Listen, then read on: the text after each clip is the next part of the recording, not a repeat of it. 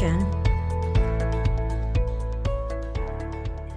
You know, since I was a child, a very young child, I started having experiences that I didn't know were different from other people.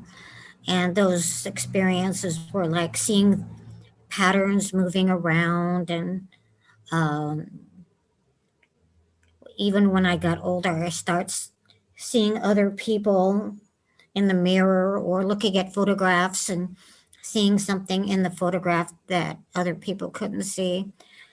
And so from a very young age, preschool, started having these psychic experiences.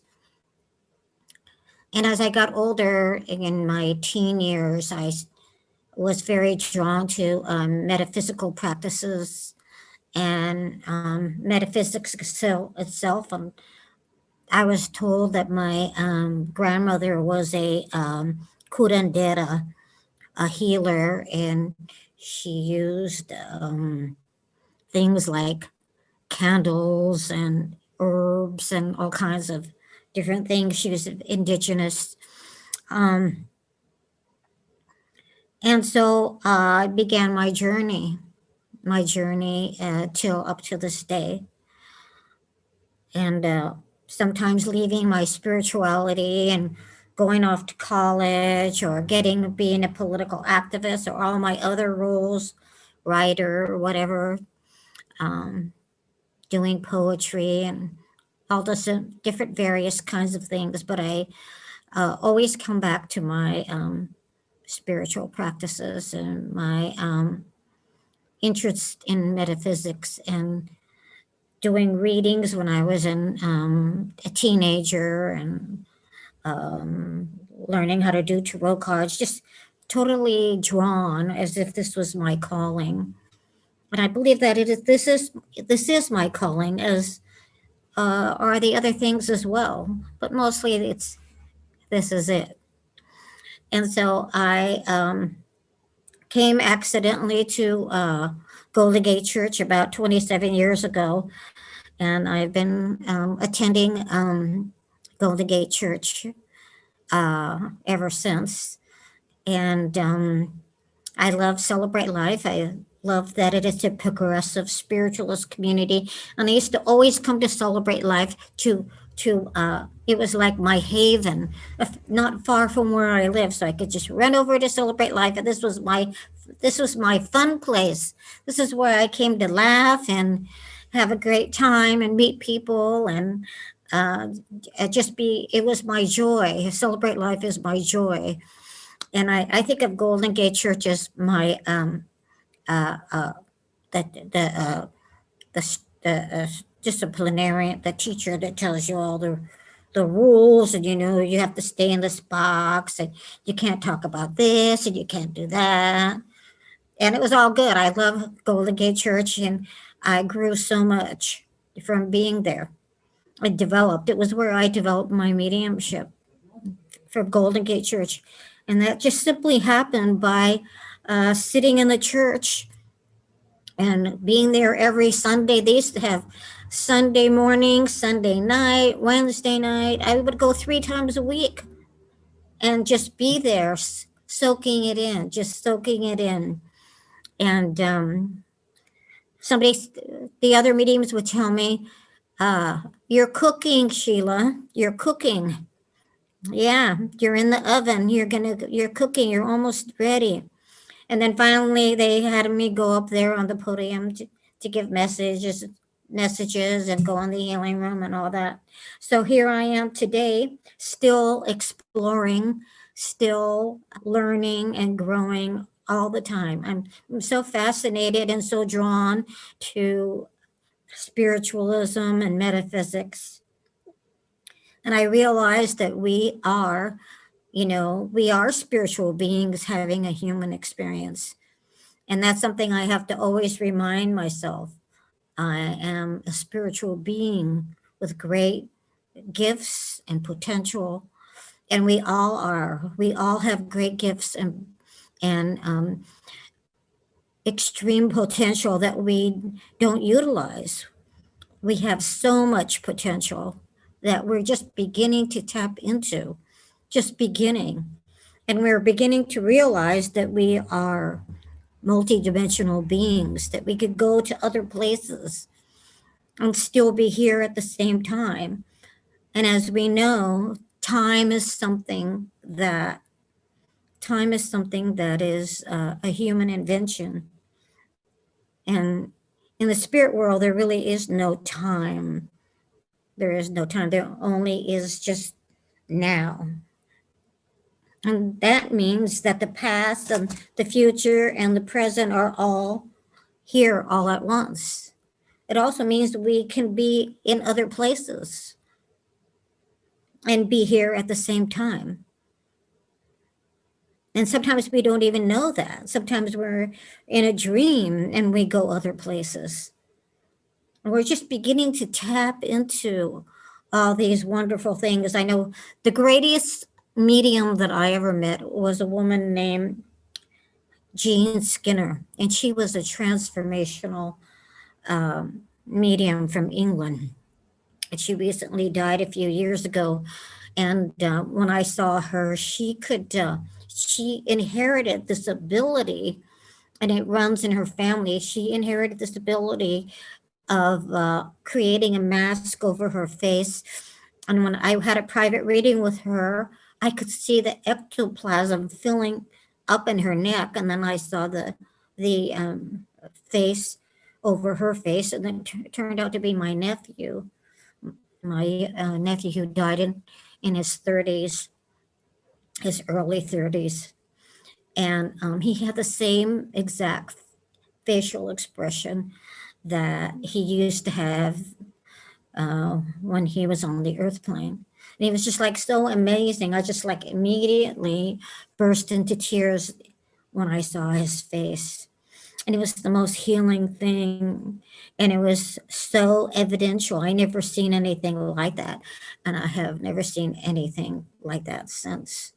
But it just shows you our potentials. And we're not born. I used to believe that we were born like a blank slate. No, we're not born with a blank slate. We inherit from thousands of years from our ancestors, from our DNA, thousands of years. And we're all developing. And right now we're going through this great, great transformation. And we see it happening.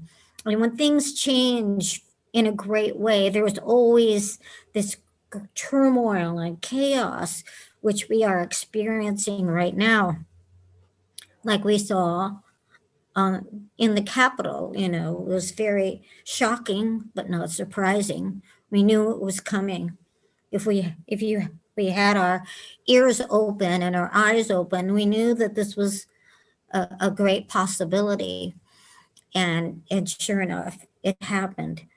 And there was the uh, acts of treason, the breaking down of the Capitol building, which some consider a sacred place, and Congress being threatened, the representatives and the senators and whoever else was there, the Secret Service and the Capitol Police brought them to the basement, and they were safe, thank God. And none of them were killed. Unfortunately, 4 or 5 other people were killed. One woman who was trampled, and she was one of the rioters, she had a flag that said, "Don't tread on me." And the flag was found next to her body. "Don't tread on me." And she ended up being treading on herself with other rioters.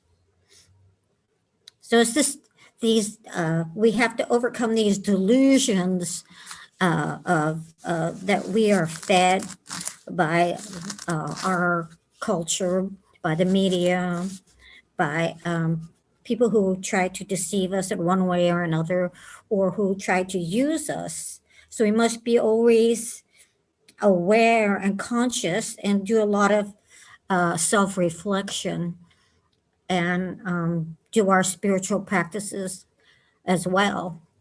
And it's a balancing game to keep everything going all at once. And it's an art form. And what I believe is that I think of it like, well, we have our frontal lobes where we do our thinking and use our critical thinking and have rational thought and see I think this must probably be the truth. I don't know exactly what the truth is, but this seems like this is true. Oh, and that other stuff that looks like a cocky pock. It's craziness. What the heck? What are people thinking? It's disappointing. Some of my friends like you, honey. I'm sorry. I love you and you're my good friend, but you drink the Kool-Aid. I'm sorry, and and they just laugh. And some of them are actually coming back, coming out of the delusion and becoming more reasonable. And I love them and they're my friends, but uh, they're come on, let's use our frontal lobes a little bit more. As a spiritualist, I want to use my pineal gland, which is in the center of our brains. The pineal gland, which is considered our third eye, where we can connect and be connected with the divine, connected with our multidimensional selves, with our higher selves, with our spirit guides or Native American guides, and with our ancestors and more. Some people call us light workers, some people call us star seed, and this is what we do. And we have to be cautious because we also still have a reptilian brain at the base of our neck, which causes us to go into fear, into anger, to attack. I think those people at the Capitol, they were in their reptilian brain, and they're acting like, you know, screaming and yelling and barging in and breaking down and acting out. And a lot of them believed they were doing the right thing. They believed they were uh, saving their country, but they were deluded. So it's very important to self reflect and to look at our own behavior, because what we see out in the world is a part of us. What we see out of the world, any kind of crazy, any kind of um, chaos and or destruction, that's part of who we are. We're all part of everything, and everything is a part of us.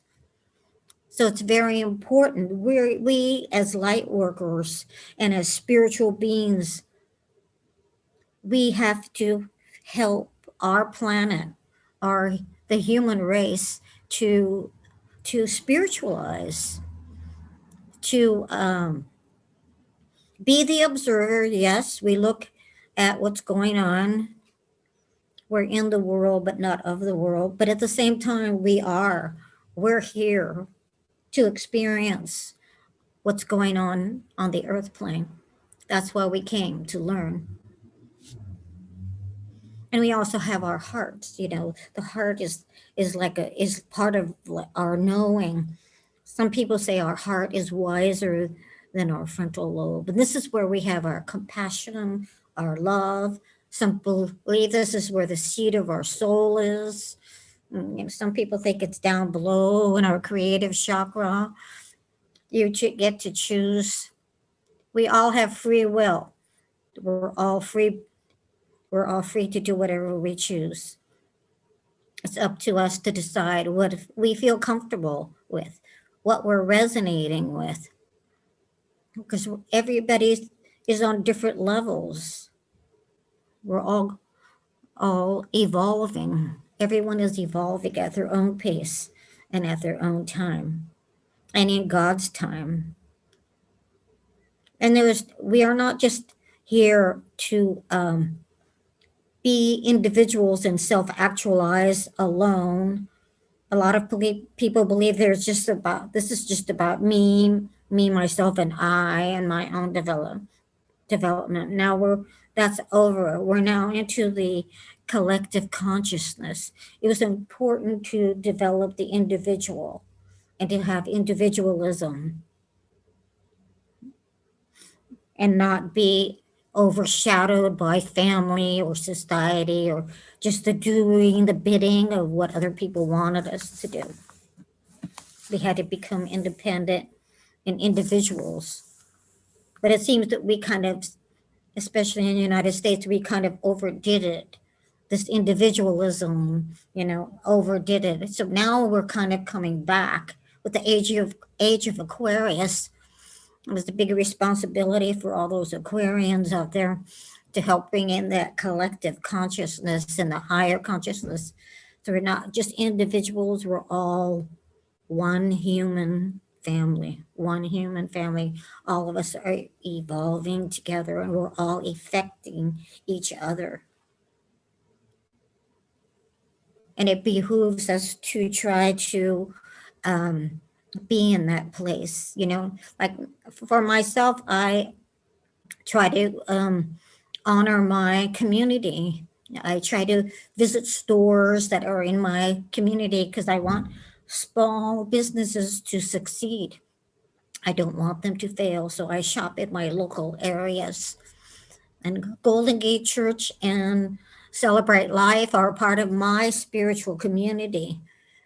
And so I wanted to support that. I want to support that because I want to help. Because they help me, we help each other. We're here together as one spiritual community. And other spiritualists, all of our neighbors, we're all part of the spiritualist communities. And I have to say that Celebrate Life is a progressive spiritualist community. I could see over there on the wall, the sign that says Celebrate Life, Progressive Spiritualist Community. And we have to live up to that name as Progressive Spiritualist Community. Progressive, that means moving forward. That means not holding on. It means not dictating. It means growing. It means respecting every individual as a sentient being, as a powerful being. We are so powerful and we are so creative. More than we know, more than we know. We're just simply tapping in, just beginning. And we are going through this wonderful transformation and evolution of our species. And I don't think we're doing it alone. We are supported by the spirit world. We're supported by our ancestors, by our spirit guides, the angelic realms, whomever you want to call in. The vast universe supports us. And beings, celestial beings, avatars, you name it, they're all there supporting us. If you could imagine it, it exists. If you can imagine it, it exists. I forget who said that, what artist said that. So I love you guys. I love you all. And I'm very honored and grateful to be here today at this very historical time. This land belongs to everyone, and the fear of the white supremacists are fearful that they may lose they're going to lose something, but it was never theirs to begin with. The planet belongs to all of us.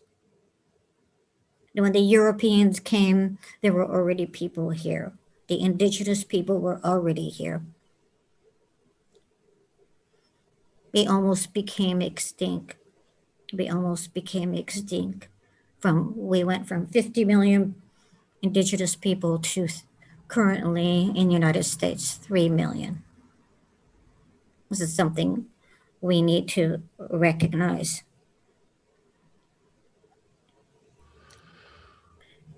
And all of the people that live here, whether they be white, black, indigenous, all people of color, we're all part of the same human family. We're not separate or different. We need to recognize the sovereignty of each group and each individual, and to empower all of us, not to have power over, but to have power with. All of the mediums that I meet, whether they be better than me or they're growing, they're coming from under me or they're coming over me. If I meet mediums that are much more skilled than I am, I respect them and admire them. If I meet new mediums who are simply growing, I try to support them and encourage them. This isn't a competition. There's no competition with mediums or spirituality isn't a competition. That's baseball and football. We're not here to be upmanship and one bigger than the other. That's why we have this chaos at the Capitol. Because people think they have this need to be superior to somebody else. You're not losing anything. You're not losing anything. You're gaining. You're gaining.